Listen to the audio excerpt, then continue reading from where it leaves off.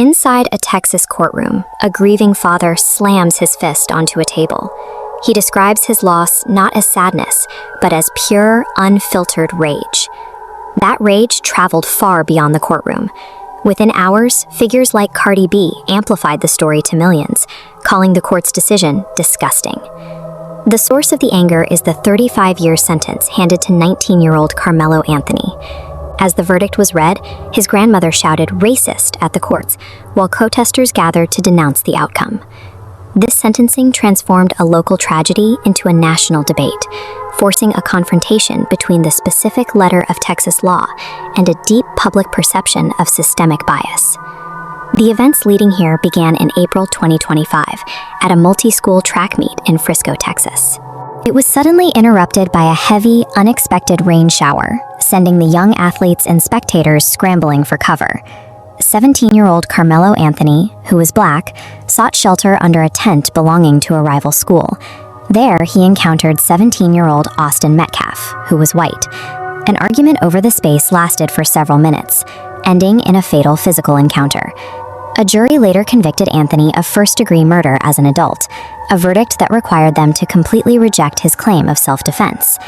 To understand why this case has sparked such intense division, we have to look at how that same 4-minute interaction produced two entirely incompatible realities of who was the victim and who was the aggressor. The prosecution built their case on a specific timeline of escalation. Witnesses testified that after Anthony entered the rifle tent, Austin Metcalf and his teammates asked him to leave at least 15 separate times. Rather than exiting, Anthony reportedly taunted the other students. Witness testimony claimed he told Metcalf, "Touch me and see what happens." When Metcalf eventually responded with a physical shove, Anthony immediately pulled a pocket knife. He struck Metcalf once in the chest, a lethal blow that pierced the 17-year-old's heart. This timeline illustrates the prosecution's core argument. They mapped 15 verbal warnings, followed by a single unarmed shove. Legally, they argued that a push does not justify a lethal stabbing, especially if the defendant provoked the physical contact. For the jury, this evidence painted a clear picture.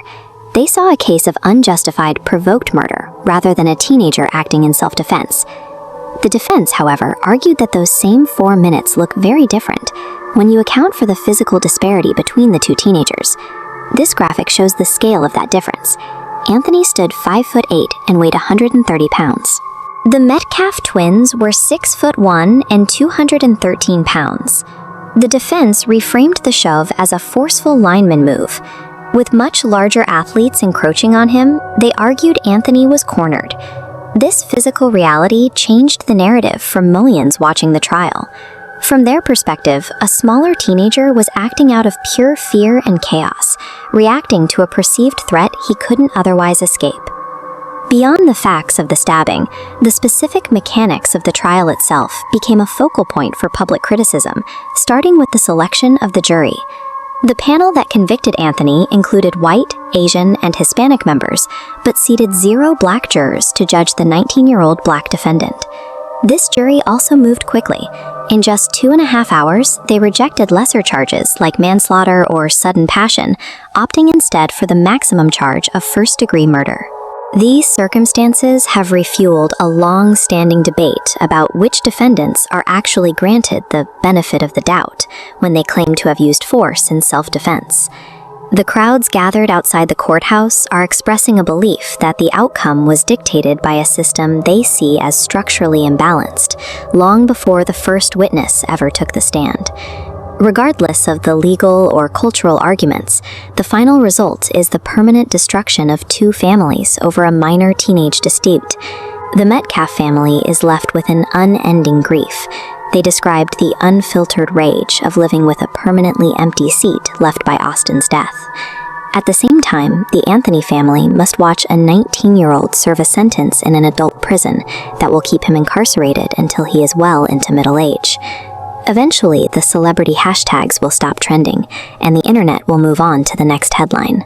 But for these 2 families, the gavel has already fallen. The Anthony case remains a stark example of how quickly a high school argument can escalate to expose the deepest fractures in the justice system, leaving a tragedy behind that no verdict can undo.